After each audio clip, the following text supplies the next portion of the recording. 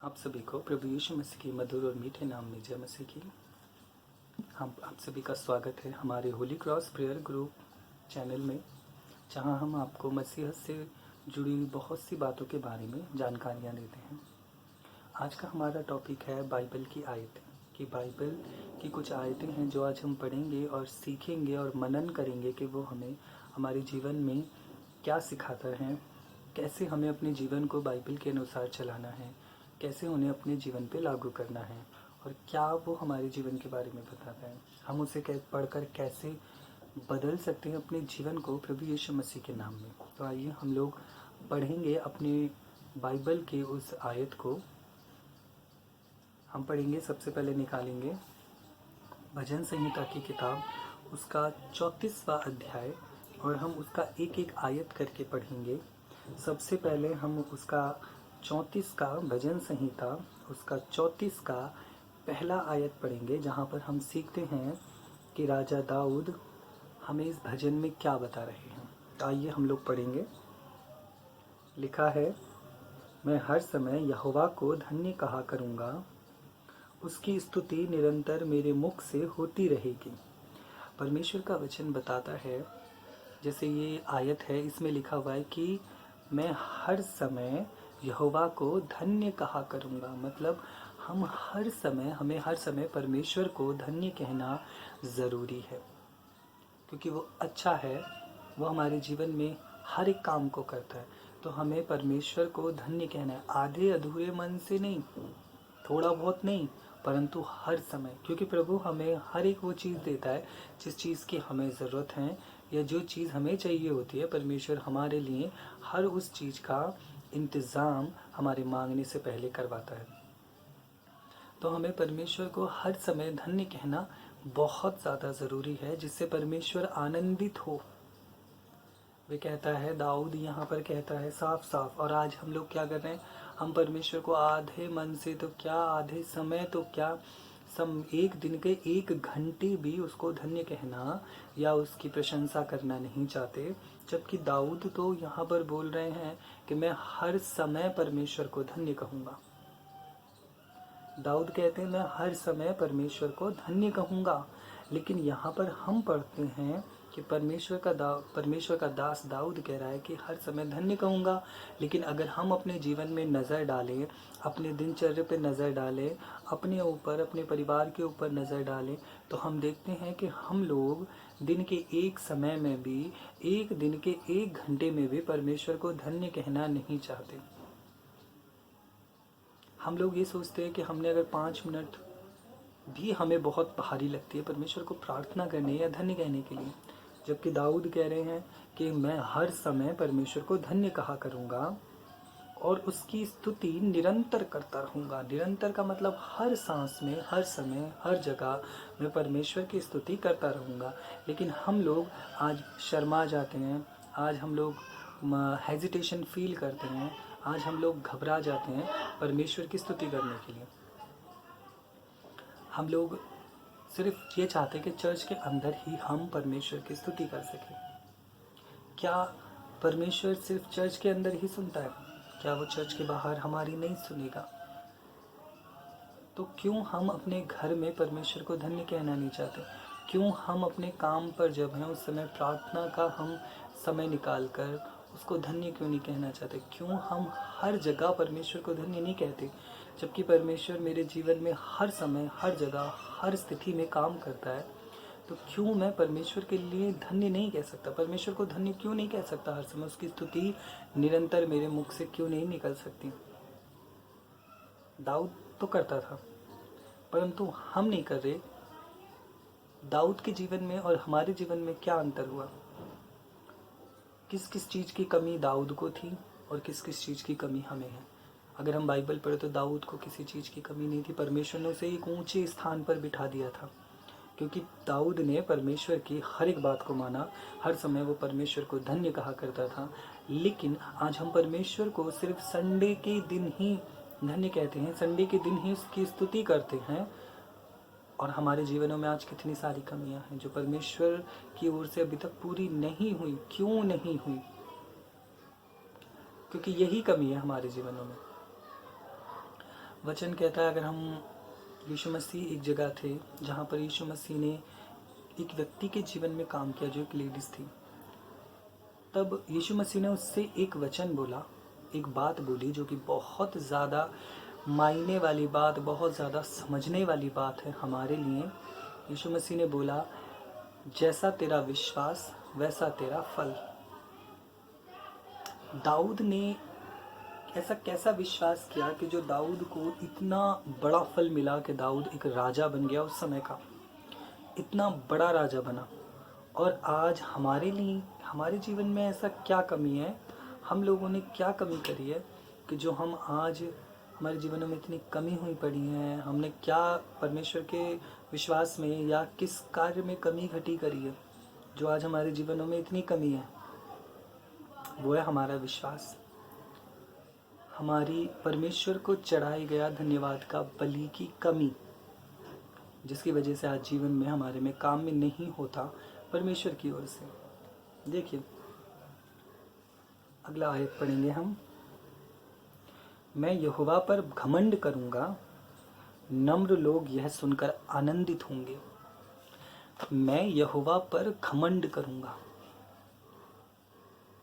वचन कहता है कि मैं यहोवा पर घमंड करूंगा, परंतु आज अगर हम नज़र घुमाएं अपने लोगों में, अपने ऊपर, तो आज हम परमेश्वर पर घमंड करने के बजाय अपनी चीज़ों पर घमंड करें कि मेरे पास बहुत पैसा है, मेरे घर में बहुत ज़्यादा लोग हैं तो मैं लड़ाइयों में हार नहीं सकता, मेरे पास बहुत पैसा है तो मेरे लिए कुछ भी करना नामुमकिन नहीं है, मैं बहुत ज़्यादा ताकतवर हूँ, मेरा शरीर, मेरी बॉडी बनी हुई तो मैं बहुत ज़्यादा ताकतवर हूँ, तो मैं उस पर घमंड करता हूँ। लेकिन परमेश्वर का वचन कहता है कि हमें परमेश्वर पर घमंड करना है, ना कि दुनियावी चीज़ों पर।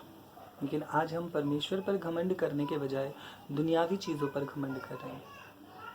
परमेश्वर कहता है कि घमंड करो, लेकिन घमंड सिर्फ परमेश्वर पर करो जिसको सुनकर नम्र लोग आनंदित होंगे। जब कोई कमज़ोर व्यक्ति सुनेगा कि ये व्यक्ति तो अपने परमेश्वर पर इतना घमंड, इतना भरोसा करता है, तो वो भी आनंदित होगा, कहेगा कि इसके परमेश्वर में ज़रूर कुछ बात है, मुझे भी इसके परमेश्वर को अपना परमेश्वर कहना चाहिए। तब वो अंधकार से निकल के उजियाले में आएगा।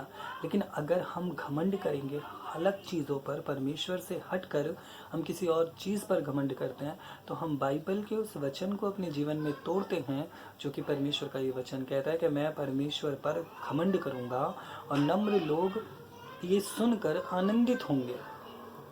यदि मैं परमेश्वर को छोड़कर किसी और चीज़ पर घमंड करता हूँ, तो जो नम्र लोग होंगे ना, वो इस चीज़ को सुनकर आनंदित नहीं होंगे, परंतु वो डरेंगे। उनके अंदर हमारे लिए एक भय होगा कि ये व्यक्ति ऐसा है, ये व्यक्ति वैसा है, ये व्यक्ति इतना पैसे वाला है, ये व्यक्ति इतना ताकतवर है, ये व्यक्ति लड़ने झगड़ने वाला है, और उनके जीवनों में हमारे प्रति डर बैठा हुआ होगा। वो हमारे प्रति आनंदित नहीं होंगे, वो डर बैठा हुआ होगा उनके अंदर, जिसके कारण हम अपने जीवन में एक पाप को पैदा कर देंगे और एक पाप को करना शुरू कर देंगे, जाने में या अनजाने में। इसलिए हमें इस वचन को अपने जीवन में लागू करना ज़रूरी है कि हम परमेश्वर पर घमंड करें, ना कि किसी इंसान पर या किसी व्यक्ति पर, ना ही किसी चीज़ों पर, ना पैसे पर, ना दौलत पर। किसी भी चीज़ पर हमें घमंड नहीं करना चाहिए, क्योंकि अगर पैसा पे मैं घमंड करता तो पैसे वाले कभी मरते नहीं। अगर पैसा ही हमें बचा सकता और हम पैसे पे घमंड करते हैं, तो शायद पैसे वाला कभी मरता नहीं। और अगर हम कहें कि हमें डॉक्टर हैं, हम डॉक्टरों पे घमंड करते हैं, हमें डॉक्टरी पे घमंड है, अपनी प्रोफेशन पे घमंड है, तो एक डॉक्टर भगवान कहा जाता है लोगों के नज़रिए में। वो उसको एक दूसरा भगवान बोलते हैं कि वो परमेश्वर का भेजा हुआ एक ऐसा व्यक्ति है, उसे दूसरा भगवान का दर्जा दिया जाता है। लेकिन वो डॉक्टर भी अपने आप को बचा नहीं सकता, जबकि वो डॉक्टर है तब भी वो अपने आप को बचा नहीं सकता, क्योंकि वो अपने प्रोफेशन पर या अपनी चीज़ों पर घमंड करते हैं। और हमें घमंड है अपने परमेश्वर पर, जो हमें हर हाल में, हर स्थिति में, हर जगह में बचाने की पूरी सामर्थ्य रखता है। अगले आयत को पढ़ेंगे।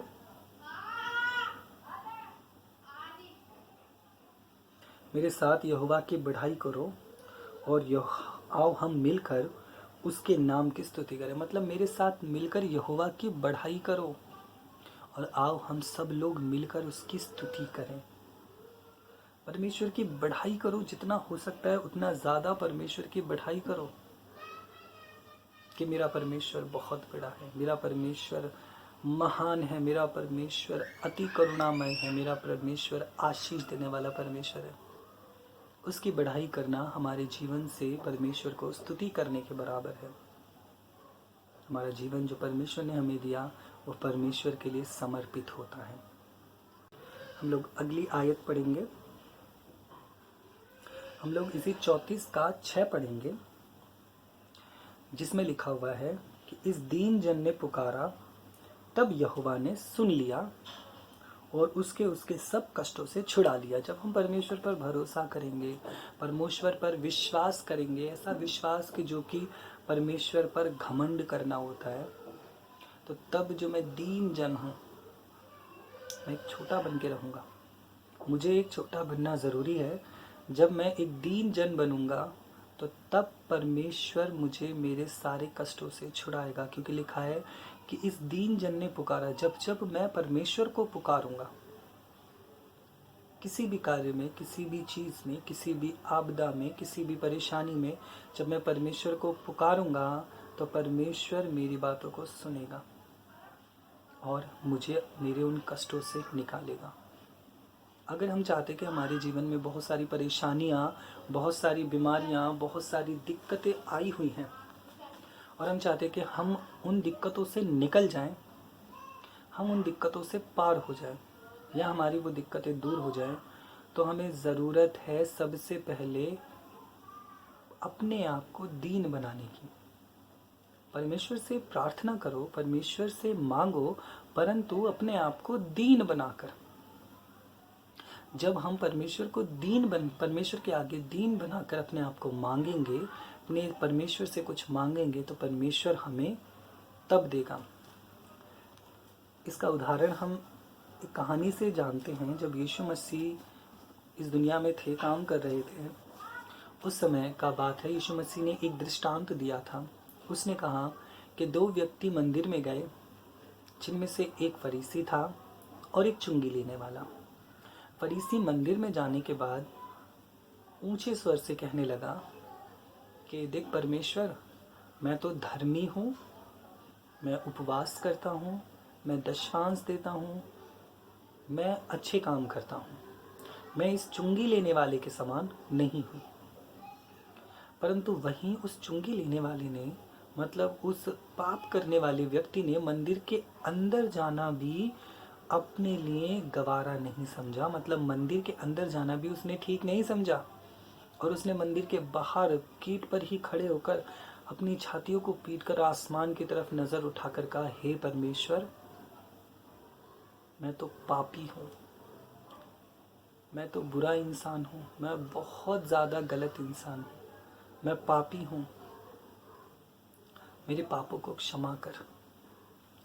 परमेश्वर ने उस फरीसी की, उस व्यक्ति की बात को नहीं सुना, जो कि उपवास रखता था, दशवांश डालता था, परंतु परमेश्वर ने उस नम्र इंसान की प्रार्थना को सबसे पहले सुना, जो पाप करता था, परंतु उसने अपने आप को दीन बनाया, छोटा बनाया। और उसने क्या करा? परमेश्वर के आगे अपने आप को समर्पित करा, पश्चाताप करा और अपने आप को छोटा बना लिया, दीन बना लिया, जिससे परमेश्वर ने उसकी प्रार्थना को सुना और उसे उत्तर दिया। तो हमें भी ज़रूरत है अपने आप को दीन बनाने की, अपने आप को छोटा बनाने की, ताकि हमारी प्रार्थनाओं को, हमारी बातों को, हमारे हर एक कार्य को परमेश्वर सुन सके और उसका उत्तर दे सके।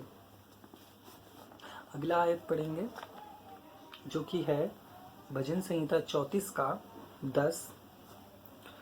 इसमें लिखा हुआ है साफ साफ कि जवान सिंह को तो घटी होती और वे भूखे भी रह जाते हैं, परंतु यहोवा के खोजियों को किसी भली वस्तु की घटी न होगी। देखिए वचन कह रहा है कि जवान सिंह को तो घटी हो सकती है खाने की, एक जवान सिंह को खाने की घटी हो सकती है, परंतु यहोवा के डरवैयों को किसी भी भली वस्तु की घटी ना होगी। अब बात आती है कि यहोवा के डरवैये कौन हैं। हमें अपने अंदर झांक कर देखना है, क्या हम यहोवा के डरवैये हैं? 5 सेकंड का टाइम, 10 सेकंड का टाइम आप सभी को देता हूँ। जो मुझे सुन रहे हैं वो अपने मन में सोचिए कि क्या आप यहोवा के डरवैये हैं कि नहीं। 10 सेकंड का समय सोचिए।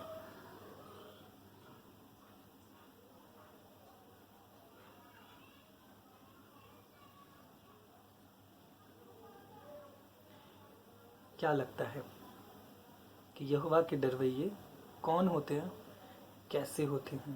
क्या हम यहोवा के डरवैये हैं या नहीं? पहले यहोवा के डरवैयों का मतलब हमें सीखना ज़रूरी है। डरवैया किसको बोलते हैं? डरवैया वो होता है जो कि हमारी आज्ञाओं को मानता है, हमारी बातों को सुनता है और वो किसी भी कार्य को करने से पहले डरता है। उदाहरण के तौर पर आपका बेटा या आपकी बेटी आपके घर में है, या आप किसी के बेटा या बेटी हैं, ठीक है? तो आप किसी भी कार्य को करने से पहले, या कोई गलत काम है तो अगर आप उसे करते हो तो उसे घर में अपने माँ बाप के सामने करने से पहले डरोगे। क्यों? क्योंकि आपको डर है कि अगर मैंने अपनी माँ के सामने या अपने बाप के सामने या अपने परिवार के किसी भी व्यक्ति के सामने ये काम किया तो वो लोग मुझे मारेंगे, मुझे घर से निकाल देंगे। हम अपने माँ बाप के डरवैये हैं, इसलिए हम उनसे डरते हैं। या आपका बेटा या आपकी बेटी वो कुछ भी गलत काम करते तो वो छिपकर करते हैं आपसे, क्योंकि वो आपसे डर मानते। परंतु हम सभी लोग मिलकर अपने उस एकमात्र पिता से, उस परमेश्वर से जिसने हम सभी को रचा और जो हमें नष्ट करने की भी ताकत रखता है, यहाँ की मौत और जहन्नम की, नरक की मौत भी देने की ताकत रखता है, हम उससे नहीं डरते। हम उस यहोवा परमेश्वर से नहीं डरते। यदि हम डरते हैं तो हम परमेश्वर के डरवैये हैं, परंतु अगर हम नहीं डर मानने तो हम परमेश्वर के डरवैये नहीं हैं। डर मानना कैसे? डर मानने का मतलब समझिए कि परमेश्वर ने कहा है चोरी मत कर। बाइबल में निर्गमन 20 अध्याय में लिखा हुआ है 10 आज्ञाओं में कि तू चोरी मत कर। मैंने पढ़ लिया, मैंने सुन लिया, मैंने समझ लिया। उसके बाद क्या होता है कि मुझे क्या करना है? परमेश्वर ने कहा है कि चोरी ना कर, ये वचन मैंने अपने माइंड में बिठा लिया। अब देखिए, 2 तरह के व्यक्ति, मैं किसी के घर गया, दोनों तरह के व्यक्ति किसी के घर गए, या ये सोचिए कि मेरे अंदर 2 तरह का व्यक्ति, ठीक है? अब मैं किसी के घर गया, घर जाने के बाद मैंने देखा कि सामने, मेरी आंखों के सामने उनके एक अलमीरा में 2 लाख नहीं, 10,000 नहीं, 10 रुपये भी नहीं, परंतु 2 रुपये सामने रखे हुए हैं। परमेश्वर के डरवैये की बात कर रहे हैं हम। पहले 2 रुपये सामने अलमारी में रखा हुआ है और आपने उस 2 रुपये को देखा और मन में लालच आया कि इन 2 रुपये को चुरा ले। परंतु जो परमेश्वर का डरवैया होगा वो उसको चुराने से डरेगा। तुरंत उसके मन से आवाज आएगी कि परमेश्वर का वचन कहता है कि चोरी मत कर। चोरी चाहे 2 लाख की हो, चाहे 10 रुपये की हो, चाहे 2 रुपये की हो, चोरी चोरी होती है, इसलिए तू इस काम को मत कर। ये मत सोच कि ये 2 रुपये की चोरी है तो शायद ये लोग कुछ नहीं कहेंगे, तो उस चोरी को मत कर। जो इस चोरी को नहीं करते वो परमेश्वर के डरवैये होते हैं। और हम परमेश्वर के डरवैये हैं या नहीं, ये हमें जांचने की ज़रूरत है कि हम क्या कर रहे हैं। परमेश्वर के वचन को, उसकी दी हुई आज्ञाओं को क्या हम अपने जीवन में पूरा कर रहे हैं या छिप छिप कर तोड़ रहे हैं, अगर हम छिप छिप कर तोड़ रहे हैं तो परमेश्वर के डरवैये हम लोग नहीं हैं। और अगर हम इसको पूरा कर रहे हैं, परमेश्वर के वचन को नहीं तोड़ रहे हैं, तो हम परमेश्वर के डरवैये हैं। अगली बात, अब जो हम देख रहे हैं कि वीडियो ज़्यादा बड़ी हो गई है, तो अगर आपको ये वीडियो अच्छी लग रही है, हम इसके दूसरे आगे की बातें हम दूसरे वीडियो में आपको बताएंगे। अगर आपको हमारे वचन और मेरा सिखाना और ये वीडियो अच्छी लगी है तो इस वीडियो को लाइक और सब्सक्राइब ज़रूर कर दीजिएगा, ताकि आने वाली हर एक वीडियो आपके पास समय से पहुंच सके। तो आप सभी को प्रभु यीशु मसीह के नाम में जय मसीह की।